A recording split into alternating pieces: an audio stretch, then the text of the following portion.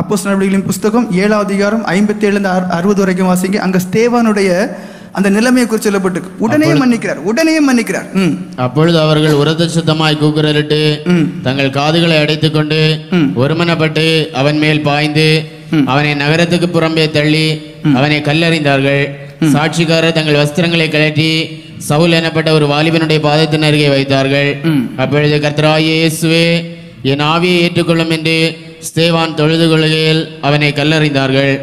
அவனோ முழங்கார்படியிட்டு, ஆண்டவரே, இவர்கள் மேல் இந்த பாவத்தை சுமத்தாதிரும் என்று மிகுந்த சத்தமிட்டு சொன்னான்.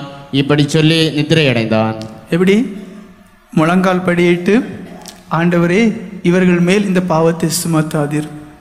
சாட்சியாய் உள்ள காரியங்கள். இனி ஒரு உண்மையான சம்பவத்தை சொல்றேன். ஒரு பொம்பளை, ஒரு சபையில் உள்ள ஒரு விசுவாசி, எல்லாருமே அந்த பெண்ணை குறித்து நற்சாட்சி சொல்லுவார்கள். எப்படி? ரொம்ப நல்ல பெண், எல்லா ஆராதனைக்கும் வரும், எல்லா வீட்டு கூட்டங்கள், பெண்கள் கூடுக, அந்த மாதிரி எல்லா காரியங்களுக்கும் அந்த பெண் என்ன செய்யுமா? கலந்து கொள்ளுமா? நல்ல இரக்க சுபாவம், எல்லாருக்கும் உதவி செய்யும். கொஞ்சம் வயதாகுது, வயதான பிறகு வியாதி படுக்கையில் இருக்கு. அந்த வியாதி படுக்கையில் இருந்து இந்த கஷ்டம் அதிகமாக ஆனதுனால ஆண்டவர்கிட்ட பார்த்து ஜெபம் பண்ணிச்சான். தேவனே, நான் ஆயத்தமாக இருக்கிறேன் உம்முடைய ராஜ்யத்துக்கு வர, எனக்கு நீர் இரக்கம் செய்யணும். அப்போ தேவனிடத்துல ஒரு பதில் வந்துச்சான். நீ ஆயத்தமா இல்லை, இப்போ நீ மரித்தா நரகத்து தான் போவா என்று. அந்த பெண்ணால் அந்த பதிலை ஜீரணிக்கவே முடியலை. ஏன்? நான் உமக்கு இவ்வளோ நாளும் வாழ்ந்தேனே, எல்லா நற்கிரியங்களும் செய்தனே என்று எல்லாமே சொல்லலாம்.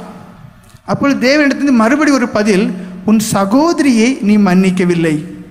கிட்டத்தட்ட 20 வருஷமாக பேச்சு இல்லை, தொடர்பு இல்லை, ஒரு உறவு இல்லை, ஒரு ஐக்கியம் இல்லை.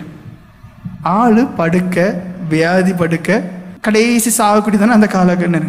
உடனேயே வீட்டில் உள்ளவங்ககிட்ட சொல்லி என் சகோதரியை வர சொல்லுங்கன்னு சொல்லி கார் அனுப்பி, கார்லேருந்து கூப்பிட்டு வந்து அந்த சகோதரிகிட்ட மன்னிப்பு கேட்டு, காலை தொட்டு கும்பிட்டு மன்னிப்பு எடுத்து எல்லாம் ஒப்புரவான அடுத்த சில மணிக்கூரில் அந்த வியாதி படுக்க அற்புதமாய் மாறி அற்புதமான சுகம். எப்படி? உங்களை அநேகருங்க இருப்பிய, நான் என்ன தப்பு பண்ணினேன், நான் கரெக்டு தானே, எல்லாம் சரிதான், எத்தனை பேர் மேலே போகிறீங்கன்னு அவர் ஒருத்தர் தான் தெரியும். நல்ல ஜெபம் பண்ணுவீங்க. ஆனால் எத்தனை பேர் நான் இன்னும் மன்னிக்கலையே அடுத்தவங்க, எனக்கு அவங்க மேலெல்லாம் எனக்கு கசப்பு இருக்கு, பொறாமை இருக்கு, எரிச்சல் இருக்கு, வைராக்கி இருக்குங்கிற உணர்வு எத்தனை பேர் இருக்கு? இல்லை.